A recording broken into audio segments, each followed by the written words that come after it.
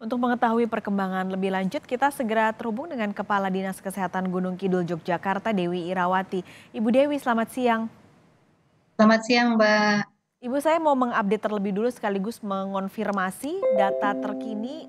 Benarkah yang meninggal dunia karena antraks sudah ada 3 orang, Bu? Sebenarnya kami masih mencatat ada satu yang meninggal dunia karena antraks, karena memang diagnosanya dari rumah sakit itu jelas antraks. Nah, untuk yang informasi yang dua katanya meninggal karena antraks, kami konfirmasi ke rumah sakit yang merawat. Dari rumah sakit menyatakan tidak mendiagnosa antraks, seperti itu. Dan itu dua yang meninggal ini adalah sebelumnya di bulan Mei. Sedangkan awal kami menerima kasus kematian ini adalah di awal Juni. Oke, untuk perkembangannya atau penyebarannya, sebenarnya seberapa mengkhawatirkan kondisi di Gunung Kidul sampai saat ini? Kalau melihat lokasi, sebenarnya lokasi ini terlokalisir di satu dusun, namanya Dusun Jati ya. Hmm. Dusun Jati, kecamatan kelurahannya Candirejo, kecamatan Semanu. Jadi kalau melihat perkembangannya ini terlokalisir, jadi eh, kami belum menemukan ada di luar gitu ya. Tetapi kami tetap melakukan pemantauan secara terus-menerus yang saat ini kami lakukan minimal paling tidak 2 kali 60 hari. Nah, sekarang sudah berjalan baru 1 bulan ya, jadi Hmm. masih cukup panjang waktu kami memantau. Oke, ini kan juga kemarin baru saja, Idul Adha, banyak hewan kurban, Bu. Ini ada efeknya kah atau ada antisipasi yang dilakukan sebelumnya? Tentu kalau untuk hewan kurban itu bukan wewenangnya Dinas Kesehatan ya. Kami lebih kepada kasus-kasus yang terjadi pada manusia. Hmm. Gitu. Ini juga tidak ada koordinasi juga ya, Bu, ya, berarti?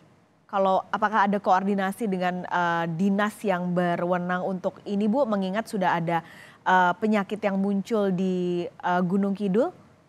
Koordinasi itu jelas kita lakukan, Mbak. Kita ada namanya Satgas One Health ya.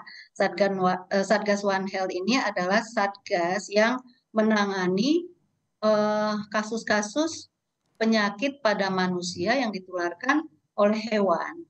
Nah, Satgas One Health ini terdiri dari berbagai OPD, misalnya termasuk dalamnya ada Dinas Kesehatan, ada Dinas Peternakan, Pertanian, Lingkungan Hidup, Pol PP, kemudian TNI Polri, itu ada Hmm. Satgasnya. Nah, dari mulai di tingkat kabupaten ada, dan juga di tingkat Kapanewon atau kecamatan juga ada. Dan ini sudah bekerja.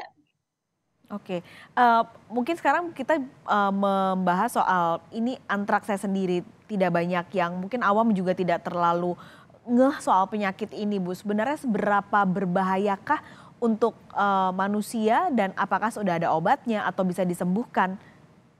Ya, antraks ini sebenarnya tadi saya sudah sampaikan termasuk golongan zoonotik ya. Jadi penularannya hanya dari hewan ke Oke. manusia. Jadi Mhm. tidak ada dari manusia ke manusia.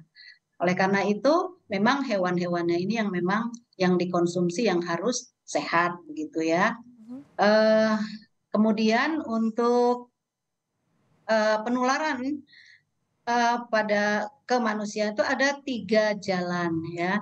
Yang paling banyak adalah kontak langsung dengan kulit. Jadi eh, darah hewan yang tercemar, misalnya ya kontak langsung dengan kulit manusia, nah itu bisa menimbulkan antraks kulit. Gejalanya itu seperti koreng, nanti di tengahnya itu ada kehitaman, pinggirannya agak bengkak, nah itu ciri khasnya. Jadi begitu kita pernah melihat luka itu, kita pasti ingat suatu saat melihat lagi, oh itu antraks gitu ya. Mmm. Itu yang kulit. Kemudian yang kedua, kalau kulit hampir 90, lebih dari 90%, 95% tuh antraks yang ditemukan adalah antraks kulit. Nah, kemudian ada cara lain yaitu antraks saluran pencernaan. Nah, itu masuknya karena dikonsumsi. Dan yang terakhir adalah antraks melalui saluran pernapasan. Nah, yang kedua ini agak lebih berbahaya dibanding antraks kulit. Jadi gambarannya seperti itu kira-kira Mbak untuk antraks. Dan obat itu sudah tersedia. Jadi kalau kita cepat mengetahui dan menangani, ini akan bisa teratasi gitu. Oke, ini berarti ciri-ciri ketika seseorang terkena penyakit ini hanya pada kulitnya saja ya Bu? Apakah tidak ada misalnya gejala lain pusing atau demam itu tidak ada Bu? Nah, itu tadi tergantung bagaimana kondisi si orang yang terkena Hmm, ya. Jadi ada yang hanya kulit saja dia tidak merasakan apa-apa. Tapi untuk yang meninggal ini ketika kami bertanya kepada keluarga ya, ini memang ada gejala dia panas. Tapi kan ini kemungkinan yang diserang adalah bukan yang di kulit begitu ya. Jadi eh, gejala ada beberapa hal yang lain. Tetapi yang paling besar untuk yang kulit ini tidak merasakan hal yang lain. oke. Ada perbedaannya nggak Bu? Misalnya ini kan ada tadi Ibu sebut ciri-cirinya seperti koreng lalu ada kehitaman. Itu untuk membedakan dengan koreng biasa begitu yang tidak terkena antraks bisa dibedakan berarti Bu dengan mata awam? Tentu yang paling tahu itu adalah dokter ya. Hmm. Tapi kalau awam mestinya eh, mungkin bisa kalau mengamati kalau memang jelas jelas sekali gitu ya ini antraksnya. Tetapi semua tentu diagnosa harus dinyatakan oleh dokter. Nah, akan diperkuat lagi apabila diambil sampel darahnya kemudian dikirimkan ke laboratorium akan terlihat titernya dia positif atau tidak. Oke, berarti Bu kalau misalnya ini kita sudah tahu ciri-cirinya, pencegahan yang bisa dilakukan supaya eh, kasus ini tidak meluas, apa Bu Dewi?